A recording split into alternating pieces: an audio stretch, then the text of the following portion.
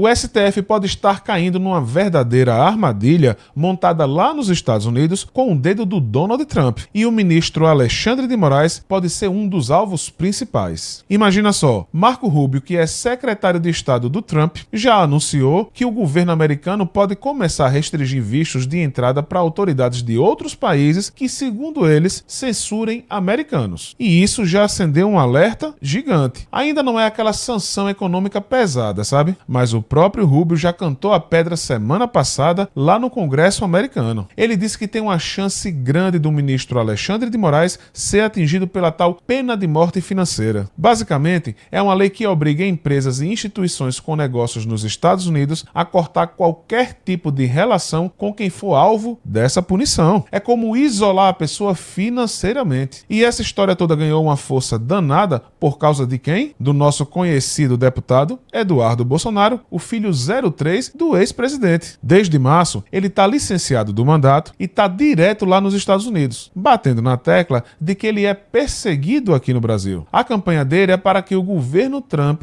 parta para cima do STF. No começo, muita gente achava que era só papo, bravata mesmo. Mas agora, meu amigo, a coisa mudou de figura. Seria muita inocência achar que essa movimentação toda é só por amizade ao Eduardo Bolsonaro. Os diplomatas brasileiros até comentam que ele não tem essa bola toda para chegar no Salão Oval, lá na Casa Branca, e nem é do círculo mais próximo do Trump. Quem tem muito mais peso nessa história é o bilionário Elon Musk. Esse sim é da cozinha do Trump e já deixou claro a guerra ao ministro Moraes. E não é só ele não. Outros donos de gigantes da tecnologia, as famosas Big Techs, que já levaram alguma canetada do Supremo, também estão nessa. Você pode apostar, meu amigo, se não fosse o interesse dessas Big Techs, a coisa talvez não tivesse chegado a esse ponto não. E o momento não podia ser mais crítico. Além do STF estar avançando no processo daquela suposta trama golpista, na semana que vem, o tribunal deve voltar a discutir um assunto cabeludo: a regulamentação das redes sociais. Eles vão decidir até que ponto as empresas de tecnologia devem ser punidas quando o conteúdo criminoso circula na rede delas. Hoje, o Marco Civil da Internet diz que as empresas só são responsabilizadas se desobedecerem uma ordem da Justiça para tirar algum conteúdo do ar. Mas parece que a maré lá no Supremo está virando para apertar mais ainda esse cerco. A tendência é que as empresas tenham que remover posts criminosos assim que forem notificadas, sem precisar esperar uma decisão judicial. Pensa aí no problemão para essas Big Techs. Uma decisão dessas num país como o Brasil, que é um dos campeões mundiais de uso da internet, abriria um precedente perigosíssimo para elas. Daí essa reação toda. Mas isso não quer dizer que o Eduardo Bolsonaro não tem o seu papel nesse rolo todo aí. Ele foi esperto. Desde cedo, começou a se aproximar do Musk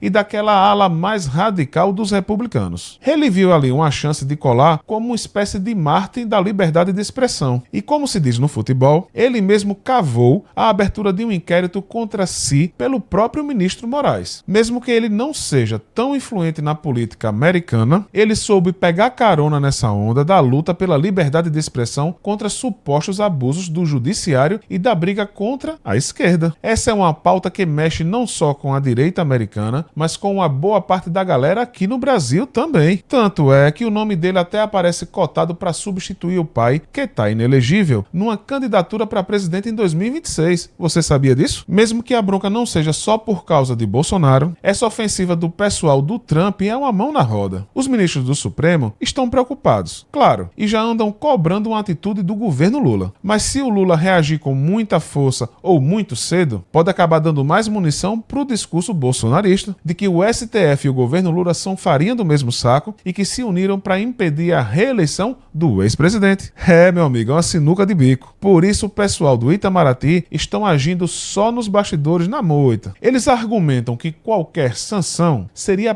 péssima para as relações entre Brasil e os Estados Unidos. Mas esse tipo de argumento não costuma amolecer o coração dos trumpistas, né? Até porque, vamos ser sinceros, o governo Lula não tem essa força toda para pressionar os americanos. Quem está lá nos Estados Unidos, junto com os bolsonaristas, botando pilha contra o Xandão, diz que as primeiras medidas já estão no gatilho pronta para disparar. Se o plano deles der certo, o governo americano vai continuar aplicando sanções cada vez mais pesadas. E essas sanções sanções podem pegar outros ministros do STF e até parente deles que são advogados. O objetivo é fazer o Supremo recuar alguma coisa, mas mesmo que o STF não recue, a confusão já está formada. E essa confusão toda tem um potencial danado para render bons frutos eleitorais lá em 2026. É uma jogada de mestre, hein? E aí, o que é que você acha dessa história toda? O STF tá mesmo numa armadilha? Deixa seu comentário aí embaixo porque eu quero saber a sua opinião. E se você gosta do nosso conteúdo, por favor, deixa o like